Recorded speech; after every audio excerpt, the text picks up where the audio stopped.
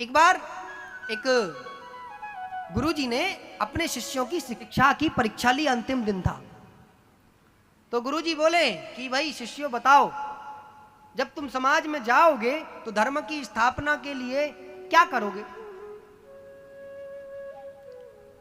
आज मैं तुमसे कुछ प्रश्न पूछूंगा, उन प्रश्नों के उत्तर तुमको मुझे देने हैं। तो यदि तुम जो भी परीक्षा में पास होगा तो आज उसको मैं गुरु दीक्षा देकर के समाज के लिए भेज दूंगा, समाज के कल्याण करने के लिए भेज दूंगा। जो भी मैंने तुम्हें विज्ञान पढ़ाया है, ज्ञान पढ़ाया है, उसका प्रयोग तुम समाज में जाकर के कर सकते हो। तो सब बालक बैठे हैं आज गुरुजी के सामने।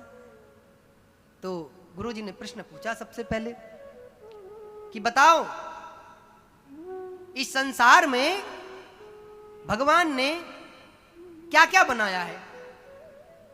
तो सबने शास्त्रों में जो पढ़ा था उसका उत्तर दिया कि भगवान के ही शरीर से सब कुछ उत्पन्न हुआ है।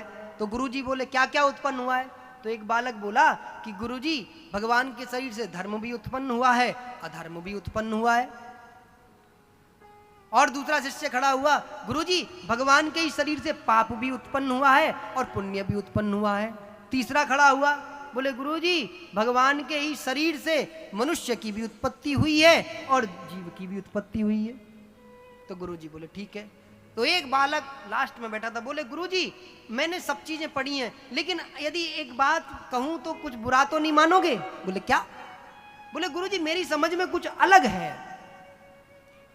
बोले भैया क्या है।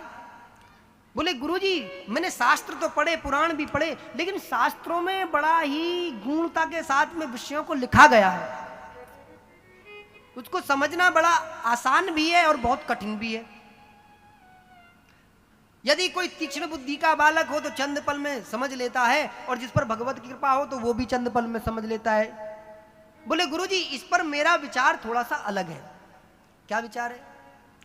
बोले गुरुजी देखो, ये तो मैं मानता हूं कि शास्त्रों में ये लिखा हुआ है कि भगवान के ही शरीर से गलत सही सब चीजें उत्पन्न हुई है, धर्म अधर्म जो भी है, लेकिन ये सब चीजें तब उत्पन्न हुई, अधर्म तब उत्पन्न हुआ क्योंकि धर्म ने अपने आप को कमजोर मान लिया। कैसे। देखिए गुरुजी, अंधेरा वहीं हो सकता है जहां पर प्रकाश नहीं होगा। मान लो कहीं पर रात्रि हो तो क्या हम रात्रि को दूर नहीं कर सकते। बताइए, एक दिए से रात्रि दूर हो जाती है ना जी। घर का अंधेरा दूर होता है या नहीं होता है। इसीलिए जहां पर व्यक्ति ने प्रकाश नहीं किया वहीं पर अंधेरा है। जहां पर धर्म का पालन करने वाले लोगों की संख्या कम है वहीं पर अधर्म है। जहां पर संस्कार विहीनता है वहां पर इसका मतलब संस्कार की शिक्षा देने वाले लोगों में अभाव है। इसीलिए तो उन लोगों ने जगह बनाई। भाई हमारे बच्चे कब बिगड़ते हैं भैया, जब हम अपने बच्चों पर ध्यान नहीं देते तभी तो बिगड़ते हैं। हर व्यक्ति हमारे पास में आकर के कहता है महाराज कोई ऐसा मंत्र बता दो जो मेरे बच्चे मेरा कहना मानने लग जाएं।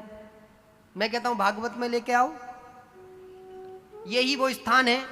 हमारे पास तो लोग टोटके पूछने आए कि महाराज कोई ऐसा टोटका बता दो जो सारे घर के कलेश कट जाए।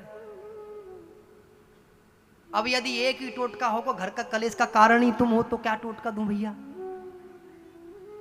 कई लोगों के नहीं रुकते ना घर में मुंह, पटर पटर पटर पटर पटर पटर चलते रहते। एक बार स्वामी विवेकानंद से एक रामकृष्ण परमहंस जी महाराज ने पूछा कि भाई दुनिया का सबसे बड़ा झूठ क्या है। तो विवेकानंद ने मुस्कुराते हुए उत्तर दिया कि गुरुजी दुनिया का सबसे बड़ा झूठ है कि दो माता चुपचाप बैठी थी। कैसे बैठी थी, चुपचाप। अब कोई कह रही है कि ये ऐसे कैसे बोल रहे, तो पंडाल में मुझे सब दिख रहे हो, एक दूसरे से एक दूसरे को बात बताते फिर रहे हो। तो दो माता कहीं पर चुप नहीं बैठ सकती। 50 आदमी चुप बैठ जाएंगे महाराज, लेकिन दो मां चुप नहीं बैठ सकती। बतियाती रहेंगी। और गजब की बात है, इनकी बातें खत्म भी नहीं होती। और एक बहुत स्पेशल चीज है कि देखो, जो माताएं होती है ना, उनको घर का भी काम करना पड़ता है, सब चीजें संभालनी पड़ती है ना, तो वो एक विशेष टाइम नियुक्त करती है सब आपस में मिलने का। सब रोटी वोटी बनाने के हिसाब से फिर अपने घर से बाहर बैठेंगी और बैठ करके पूरी दिन की राजी खुशी पूछेंगी, सबकी पूछेंगी, और सबकी बुराई करने के बाद में कहेंगी मार परे को हमें क्या मतलब पड़ो। सारा कुछ कह के, सारी दिन की बुराई कह के, अंत में जो बैठक खत्म होगी, जो मीटिंग खत्म होगी ना माताओं की, वो ये कह के हमें क्या मतलब पड़ा, हम क्यों कहें किसी के बारे में, सारी बात कह के। तो ये माताओं का जीवन अद्भुत है साहब। मानव जीवन है कल्याण के लिए, इस आनंद के क्षण को छोड़ना नहीं है साहब, जीना है। अब आप अपने मन से स्वयं पूछो, आज जो यहां नहीं आए हैं उन्होंने कुछ छोड़ा है ना, उन्होंने सुख छोड़ा है, आनंद छोड़ा है, ज्ञान छोड़ा है।